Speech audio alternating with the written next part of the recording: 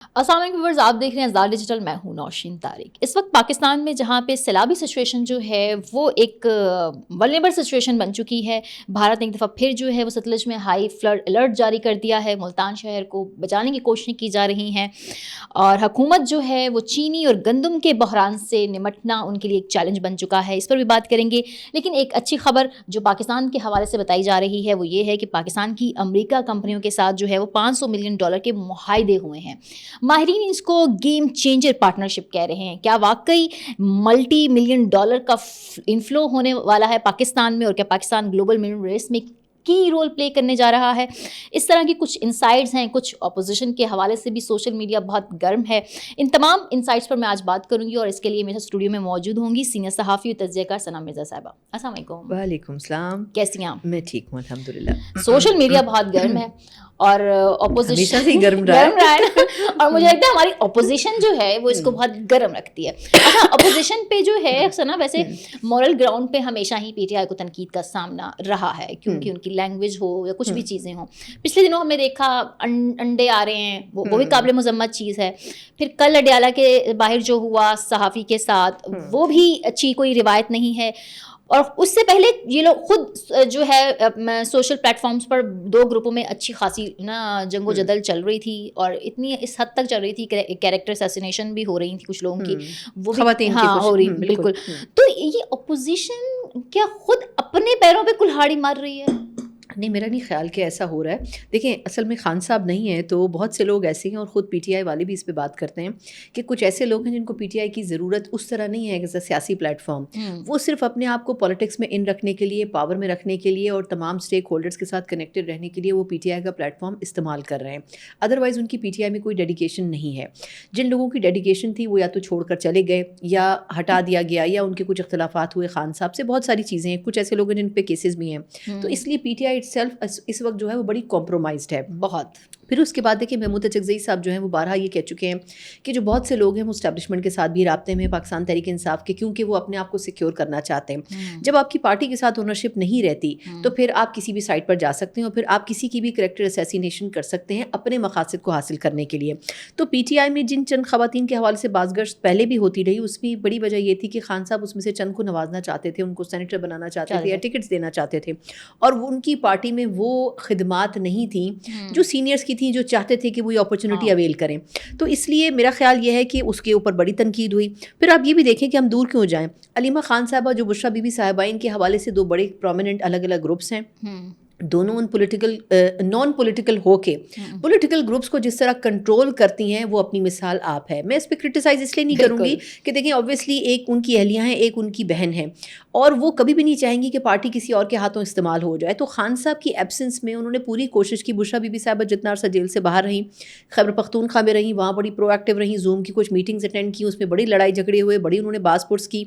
तो अगर देखा जाए तो वही कुछ अलीमा खान साहिबा भी कर रही हैं। हमें सलमान अकरम राजा साहब का इंसिडेंट नहीं भूलना चाहिए। देखें, आप एकदम मंजर से गायब हो गए, क्योंकि जो उनकी एक आध दफ़ा क्लास हुई उसके बाद उन्होंने मुनासिब ये समझा, क्योंकि वो जिस लेवल के वकील हैं वो शायद बहुत कम ही ऐसा होगा कि उनसे कोई बासपुर्स की जाए। लेकिन थे वो अलीमा खान साहिबा के कैंप का हिस्सा, लेकिन जब उनको लगा कि अब शायद पानी सर से गुजर चुका है या गुजर रहा है, तो उन्होंने बेहतर ये समझा कि वो साइड पर हो जाए, और इसीलिए वो हो भी गए। तो मेरा ख्याल ये है कि इसमें अगर देखा जाए तो ग्रुप्स बड़े क्लियर हैं, हर पार्टी में होते हैं।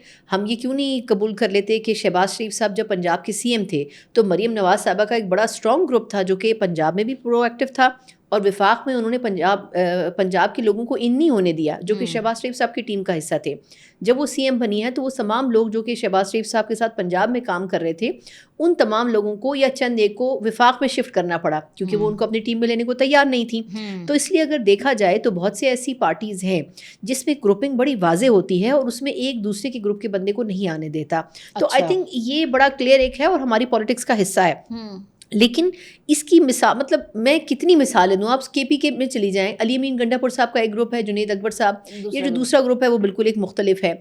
उससे पहले महमूद खान साहब आए थे, उससे पहले परवेज़ खटक साहब थे, सबके अपने अपने ग्रुप्स थे।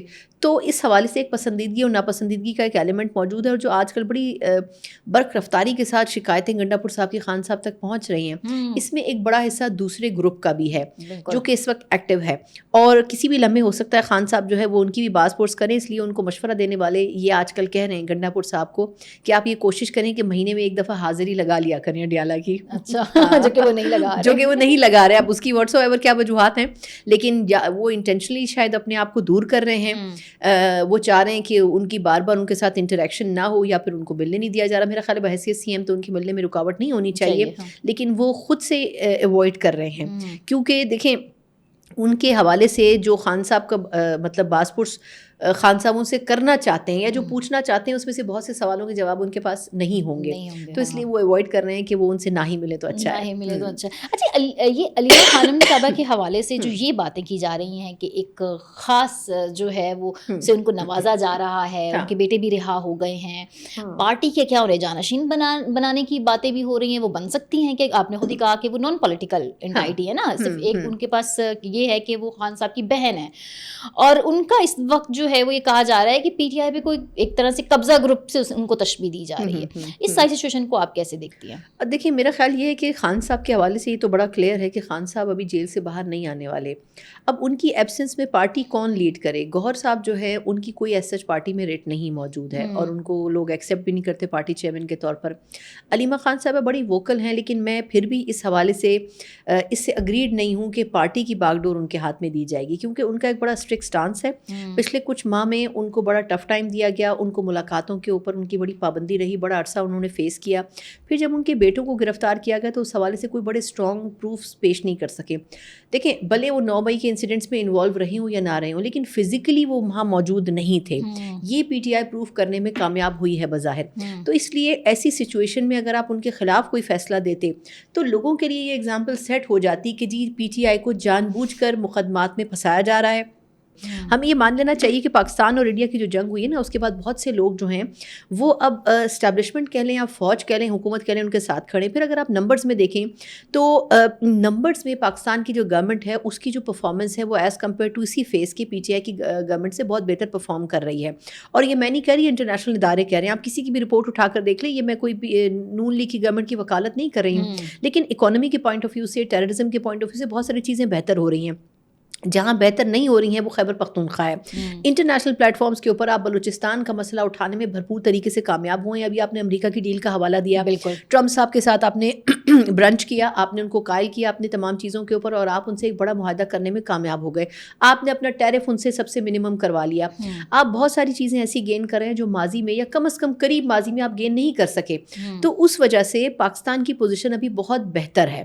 ٹھیک ہے. اچھا ثنا، یہ جو اب کل جو ہے وہ ایم او یو سائنس ہوئے ہیں پی ایم ہاؤس میں، $500 ملین کے معاہدے ہوئے ہیں. ان کو انالسٹ کہہ رہے ہیں یہ گیم چینجر پارٹنرشپ ہے. کیا آپ بھی اس کو گیم چینجر پارٹنرشپ سمجھتی ہیں؟ اینڈ سیکنڈلی جو یہ ملٹی $بلین کا انفلو کے بھی ایک وہ کی جا رہی ہے نا، پیشن گوئیاں کی جا رہی ہیں، یہ کتنی کس حد تک درست ہیں؟ واقعی ہم گلوبل منرل ریس میں کوئی کی پلے رول کریں گے؟ کیونکہ ہمیں چائنا کو بھی لوز نہیں کرنا، ہمیں امریکہ کے ساتھ بھی تعلقات رکھنے، ہمارے لیے ایک بیلنس فارن پالیسی بھی اس حوالے سے بہت بڑا چیلنج ہو سکتی ہے. آپ کو کیا لگتا ہے اس میں؟ اچھا دیکھیں، آپ اگر اپنے ریسنٹ ٹائمز کو یاد کریں تو آپ کو یاد پڑتا ہے کہ ہماری کوئی امریکہ سے $1 ملین کی یا ملینز آف ڈالرز کی کوئی ڈیل ہوئی ہو؟ مجھے نہیں یاد پڑتا کہ پچھلے چند سالوں میں ایسا کچھ ہوا ہو. ہم ہمیشہ امریکہ سے ایڈ کا ہی انتظار کرتے رہے ہیں. تو اگر یہ ڈیل ہوئی ہے تو اس کو پازیٹیو لینا چاہیے. یہ ایک ایسے وقت میں ہو رہی ہے جب امریکہ رشیا سے بھی ناراض ہے اور امریکہ اپنے قریب ترین اتحادی اور دوست انڈیا سے بھی ناراض ہے. تو اس اپرچونٹی کو پاکستان کو اویل کرنا چاہیے، اور پاکستان کو اب ایک بڑے بیلنس، بالکل قدموں میں نہیں بیٹھ جانا چاہیے جس طرح افغانستان کی 2 دفعہ کی جنگوں میں ہم نے کیا اور اپنا سب کچھ ہم نے داؤ پر لگا دیا، اور پھر واپس کھڑے ہونے میں ہمیں بہت سال بھی لگے اور ہمیں اس کا کوئی کریڈٹ بھی نہیں ملا. تو میرا خیال یہ ہے کہ اس میں کوئی دو رائے نہیں ہے کہ فیلڈ مارشل عاصم منیر صاحب کا بہت کردار ہے، لیکن خود اس میں پاکستان کی جو گورنمنٹ ہے وہ بھی اپنا رول پلے کرے. سب سے بڑا ایک مسئلہ ہمارے یہاں کرپشن کا اور بیڈ گورننس کا ہے. اگر ان 2 ایشوز کے اوپر ہم نے قابو پا لیا تو جو امریکہ کا سب سے بڑا مطلب ایک الزام رہا ہے یا ان کی ایک شکایت رہی ہے وہ یہ کہ آپ جو بھی فنڈز آپ کے پاس آتے ہیں وہ صحیح لگتے نہیں ہیں. اب یہ جو ڈیل ہوئی ہے اس کا بنیادی مقصد منرلز اینڈ مائنز کے حوالے سے ہے. بالکل. اب دیکھیں کیونکہ یہ آرڈرز اوپر کے تھے تو اس لیے خیبر پختونخوا میں بھی منرلز ایکٹ بڑی خاموشی کے ساتھ کے بی کے سی ایم کو پاس کروانا پڑا، لیکن یہ کے پی کے بینیفٹ میں بھی ہے، ایسا نہیں ہے کہ اس کا کے پی کو کوئی فائدہ نہیں پہنچے گا. جو منرلز نکلیں گے وہاں پر ایک خاص اماؤنٹ کی مد میں کے پی گورنمنٹ کو بھی دیا جائے گا، اسی طریقے سے جو باقی صوبوں میں ہوگا وہ دیا جائے گا. ایک بڑی اگر آپ انٹرنیشنل کمپنی کو یا کمپنیز کو آپ لے کر آ رہے ہیں وہ یہاں سے جو کچھ نکالیں گی اس حوالے سے ایک پراپر پورشن پاکستان کی اسٹیٹ کو بھی دیا جائے گا. تو میرا خیال یہ ہے کہ اس اپرچونٹی کو اویل کرنا پاکستان کے لیے بہت بہتر ہے. اس میں بہت سے آپشنس کھلیں گے. اور دیکھیں سب سے اچھی چیز یہ ہے کہ اگر آپ چائنا کے ساتھ چل رہے ہیں تو امریکہ کو بھی اس پہ کوئی اعتراض نہیں ہے کہ اگر آپ ان کو بھی کچھ نہ کچھ کام پاکستان میں کرنے دیں. اور میرا خیال یہ ہے کہ اگر پیرالل پاکستان چائنا اور امریکہ کے ساتھ ایک ورکنگ ریلیشن شپ بناتا ہے تو پاکستان کی اکانومی کا جو ٹارگیٹ ہمارے یہاں اسٹیبلش اور یہ گورنمنٹ رکھ رہی ہے وہ تقریباً 8 سے 10 سال رکھ رہی ہے، جس کی جو انیشیل ریزلٹس ہیں وہ 5 سال کے اندر حاصل ہوں گے. اور جو لانگ ٹرم پالیسی ہماری میکسیمم 10 ایئرس کی ہے، تو 10 ایئرز میں ہم نے یہ چیزیں اچیو کرنی ہیں. شہباز شریف صاحب جس طرح کام کر رہے ہیں میرا خیال یہ ہے کہ ان کا ایک پرسیپشن بہت اچھا ڈیولپ ہوا ہے. پنجاب میں انہوں نے جس طرح کام کیا میرا خیال یہ ہم نے بڑے عرصے تک ایسا کوئی سی ایم نہیں دیکھا جو اتنا 18 آورز آن فٹ رہا. تو شہباز شریف صاحب وفاق میں بھی اسی طرح کام کر رہے ہیں. اگر یہ ورکنگ ریلیشن شپ رہتا ہے تو ایک ہیلدی اپوزیشن بھی اگر ساتھ اس میں انگیج رہے تو اس میں کوئی مذائقہ نہیں ہے. لیکن آپ کی پرائیورٹی کیا ہونی چاہیے؟ آپ کی پرائیورٹی ہونی چاہیے کہ پاکستان کا جو مفاد ہے وہ آپ کا سر فہرست ہونا چاہیے. بالکل. اچھا بالکل آخری کوشچن ہے اور وہ ہے سیلاب کے حوالے سے. بھارت نے ستلج میں ایک دفعہ پھر ہائی الرٹ جو ہے نا فلڈ کا الرٹ دے دیا. بھارت بھی کیا کرے، روک تو سکتا نہیں ہے پانی، لیکن ہمارے لیے جو ہے اب اس وقت ملتان شہر بہت اس پہ ہے نا، اس کو کوششیں کی جا رہی ہیں. سندھ میں بھی بڑے سیلاب کی پیشن گوئی ہے اور حکومت کو جو ہے وہ اس کے ساتھ ہی چینی اور گندم کے بحران کا بھی سامنا ہے، چیلنج کا بھی سامنا ہے. اس کو آپ کیسے دیکھتی ہیں؟ دیکھیے فوڈ انسیکیورٹی تو ہماری پہلے ہی فلڈ کی وجہ سے بہت اپنی ہائپ پر ہے. اس کی وجہ یہ کہ آپ نئی فصلوں کی بوائی نہیں کر سکیں گے، جو آپ کی ایگریکلچرل لینڈ تھی وہ تباہ و برباد ہو گئی. وزیر آباد میں کیا ہوا، اس کے بعد مظفر گڑھ، ملتان، آپ نیچے سارے بیلٹ پر آئیں تو وہ ساری آپ کی جو فصلیں ہیں وہ تباہ ہو جائیں گی اور آپ اگلے کچھ ماہ مزید بوائی بھی نہیں کر سکیں گے. اب آج 1 لاکھ ٹن تقریباً چینی کی امپورٹ کے جو ہے وہ اس حوالے سے ڈیسیجن ہوا ہے. تو آپ کو کچھ عرصے تک گندم، چینی، چاول یہ چیزیں آپ کو امپورٹ کرنی پڑیں گی. لیکن میرا خیال یہ ہے کہ اس کے اوپر ہمارے جو اسٹیک ہولڈرز ہیں وہ بڑا سنجیدگی سے سوچ رہے ہیں کہ سیلاب ایک ایسی سچویشن ہے جو ہر 2-3 سال بعد ریوائز ہوتی ہے اور کہا جا رہا ہے کہ شاید اگلے سال بھی ایسی ہی سچویشن ہو. تو اس کے لیے آپ کو پراپر پلاننگ کی ضرورت ہے. اس میں 3 امپورٹنٹ چیزیں جس پر کام ہو رہا ہے کہ کون سے ڈیمز ہم بنا سکتے ہیں، پانی کا اسٹوریج ہم کس طرح کر سکتے ہیں، اور سب سے پہلے جو پرائیورٹی پہ ہے وہ یہ ہے کہ جو پانی کے پیسج میں جو آبادیاں ہیں ان کو وہاں سے ڈسپرس کرنا ہے. کیونکہ ہر سال ایسا ہوتا ہے کہ سب سے پہلے وہی افیکٹ ہوتی ہیں. تو اب تو آپ کا تقریباً 24 لاکھ سے اوپر پنجاب میں اور تقریباً کہا جا رہا ہے کہ 8 سے 10 لاکھ سندھ میں افیکٹ ہوگا.